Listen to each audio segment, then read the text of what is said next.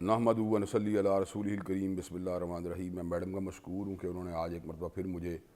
قرآن مجید کے حوالے سے اپنی چند گزارشات کو ناظرین کے سامنے پیش کرنے کا موقع دیا ہے۔ انشاءاللہ آج آپ کے سامنے 24ویں پارے کے بعد اہم مضامین کو رکھنے کی کوشش ہوگی۔ 24ویں پارے کا آغاز بھی سورہ زمر سے ہوتا ہے اور اللہ تبارک و تعالیٰ بالکل شروع میں یہ بات ارشاد فرماتے ہیں والذی جاء بالصدق وصدق بہ اولئک هم المتقون، کہ نبی کریم صلی اللہ علیہ وسلم کی دعوت بھی سچائی کی دعوت تھی اور اس دعوت کی تصدیق کرنے والے بھی سچے تھے۔ حضرت ابوبکر صدیق رضی اللہ تعالیٰ عنہ کا واقعہ میں نے پہلے بھی آپ کے سامنے بیان کیا ہے کہ واقعہ معراج کو سننے کے بعد اور بیت المقدس کے سفر کو سننے کے بعد انہوں نے بلا جھجک یہ بات کہی تھی کہ یہ واقعات سچ ہیں، اس لیے کہ اللہ تبارک و تعالیٰ آپ کے اوپر اگر وحی کا ردول فرماتے ہیں تو ایک دن اگر آپ نے ان کو اپنے پاس بلا لیا تو پھر کون سے چمبے کی بات ہے۔ اس صورت میں اللہ تبارک و تعالیٰ اس بات کا بھی ذکر کیا علیہ اللہ بکاف عبدہ، کہ اللہ اپنے بندے کے لیے کافی نہیں ہے۔ یہ حقیقت ہے کہ انسان کی زندگی میں جتنے بھی اجزاء و کارب ہیں، جتنے بھی دوست احباب ہیں، جتنے بھی انسان کے ہم نوا ہیں، وہ سارے مل کے بھی انسان کی بہت سی تکالیف کو اور ضرورتوں کو پورا کرنے پہ قادر نہیں ہیں، جبکہ اللہ تبارک و تعالیٰ رحم مادر سے لے کر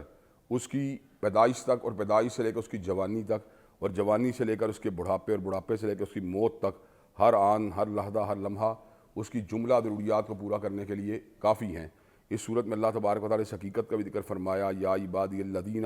اسرفوا علی انفسہم لا تقنطوا من رحمت اللہ ان اللہ یغفر الذنوب جمیعا، اے میرے بندو جو اپنی جانوں پہ ظلم کر چکے ہو میری رحمت سے نا امید نہیں ہونا۔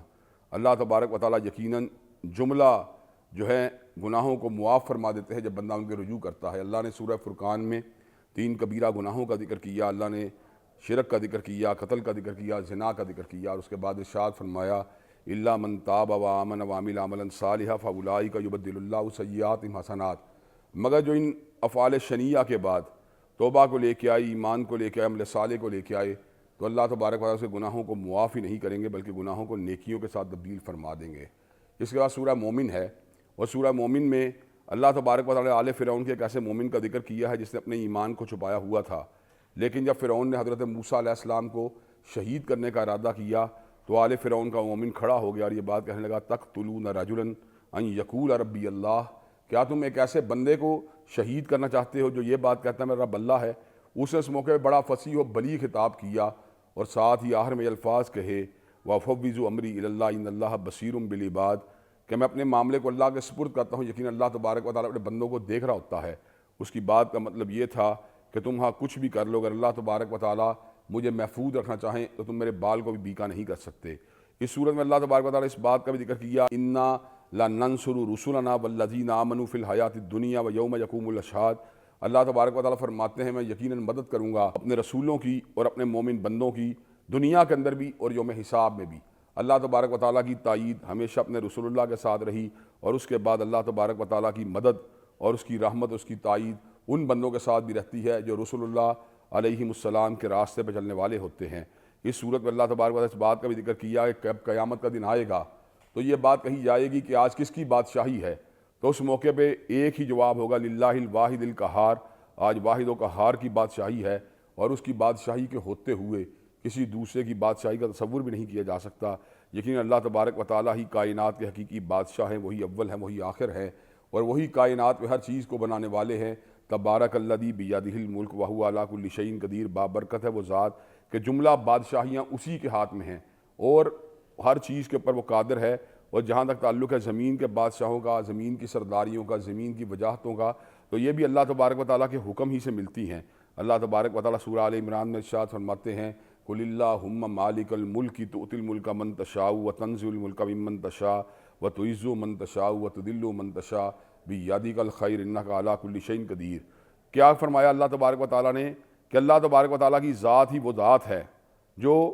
حکومتوں کی مالک ہے، جس کو چاہتی حکومت دے دیتی ہے، جسے چاہتی حکومت لے لیتی ہے اور جس کو چاہتی ہے عزت دیتی ہے، جس کو چاہتی ہے ذلیل کر دیتی ہے۔ اللہ تبارک و تعالیٰ کی ذات بابرکات کے سوا کائنات میں کوئی یہ کام نہیں کر سکتا۔ اللہ تبارک و تعالیٰ ہی سے ان بندوں کو اپنی امیدوں کو بستہ کرنا چاہیے اور اسی کے ساتھ اپنے تعلق کو استوار کرنا چاہیے، اس لیے کہ اللہ تبارک و تعالیٰ ہی انسانوں کے جملہ مسائل کو حل فرمانے والے ہیں۔ اس صورت میں اللہ تبارک و تعالیٰ نے اس بات کا بھی ذکر کیا کہ آل فرعون جو ہیں قیامت کی آمد سے قبل اللہ تبارک و تعالیٰ ان کے پاس صبح و شام اپنے عذاب کو پیش کر رہا ہے۔ النار یعرضون علیہا غدوا وعشیا، صبح و شام ان کے اوپر آگ کو پیش کیا جاتا ہے۔ بعض لوگ برزخی زندگی یا قبر کی زندگی کے عذاب کے بارے میں شکوک و شبہات اور تردد کا شکار ہیں، جبکہ حقیقت یہ ہے کہ انسان جو ہے مرنے کے بعد جب برزخی زندگی میں داخل ہو جائے گا تو اس کو وہاں پر بھی اپنے گناہوں کا جو ہے ہمیادہ بھگتنا پڑے گا۔ قبر کے بارے میں نبی کریم صلی اللہ علیہ وسلم کے فرمودات مبارکہ بالکل واضح ہیں کہ قبر یا تو